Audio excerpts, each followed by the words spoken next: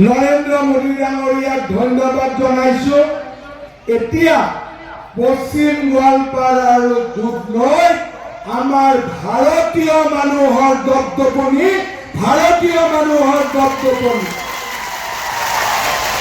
বাংলাদেশী মিয়া আৰু ইয়াত জিকিব নোৱাৰে, হয়নে নহয়? আৰু বাংলাদেশী মিয়াৰ সমৰ্থনলৈ জিকিব নোৱাৰে। এতিয়া যি সমৰ্থনত, বড়োৰ সমৰ্থনত, অসমীয়া ভাষীৰ সমৰ্থনত, বঙালীৰ সমৰ্থনত, কোচ ৰাজবংশীৰ খিলঞ্জীয়া আৰু ভাৰতীয় মানুহৰ দপদপনি চলিব। এতিয়া আগৰ দিন গ'ল। কংগ্ৰেছ থাকিলে ইমান মাটিত গোৱালপাৰাত এভিকশ্যন কৰিব পাৰিলেহেঁতেন নেকি? মামাই কৰি দেখুৱালে নে নাই দেখুৱালে? এতিয়াতো অকণমান ইলেকশ্যনৰ পিছত বাংলাদেশী মিয়াৰ হাতত 1 ইঞ্চিও মাটি থাকিব নিদিওঁ। যিমান মাটি বেদখল কৰি আছে চবৰ পৰা যাব লাগিব। যোৱাবাৰ মই ভৰি আৰু হাত ভাঙিলো ৰাজনৈতিকভাৱে। এইবাৰ বাংলাদেশী মিয়াৰ মেৰুদণ্ডডালো ভাঙি ঠিক কৰিব লাগিব নে নালাগিব? গোৱালপাৰা আমাৰ জিলা আছিল, আমাৰ জিলা আছে আৰু আমাৰ জিলা থাকিব। এতিয়া আমি নতুন এখন আইন আনিছো। ডিচিৰ ওচৰত কোনোবা অচিনাক্ত লোক আহিলে ডিচিক আপোনালোকে কমপ্লেইন দিব, আমি কমপ্লেইন দিম। ডিচিয়ে কাগজ পত্ৰ চাই 24 ঘণ্টাৰ ভিতৰত তাত বাংলাদেশত পঠাই দিব পাৰিব। আমি নতুন আইন আনিছো।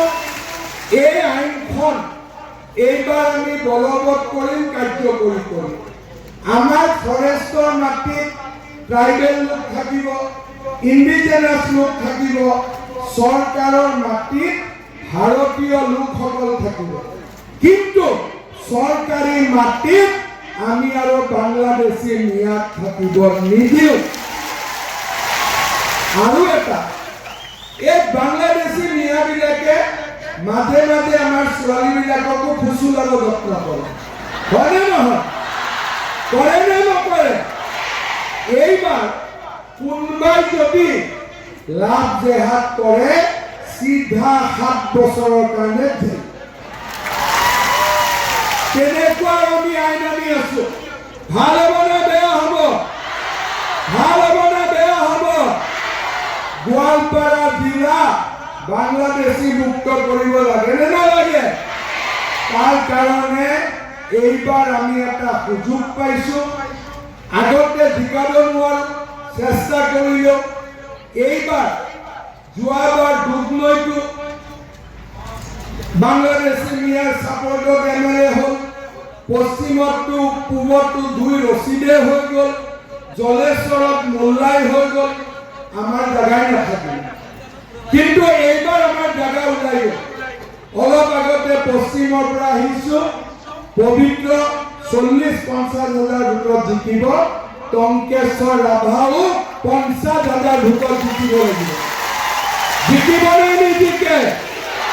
জিকাব পাৰিম নে নোৱাৰিম? আমাৰ শৰীৰতো অসম আৰু ভাৰতৰ তেজ আছে। আমি এইবাৰ বাংলাদেশীবিলাকক বুজাব লাগিব যে তহঁতৰ তেজতকৈ আমাৰ তেজ বেছি গৰম হয়, হয়নে নহয়? শ্ৰদ্ধাৰ ৰাইজ, গোৱালপাৰা জিলা যোৱা 5টা বছৰত হাছিলা বিলকে আদি জাগাত এভিকশ্যন হ'ল। আজি গোৱালপাৰা জিলা আমাৰ কাৰণে আগতকৈ বহুত নিৰাপদ হয়। এতিয়া আমি গোৱালপাৰাত ডেভেলপমেণ্ট কৰিব লাগিব আৰু কাম কৰিব লাগিব। সেইকাৰণে আজি মই গোৱালপাৰা জিলাক 3টা নতুন উপহাৰ দিম।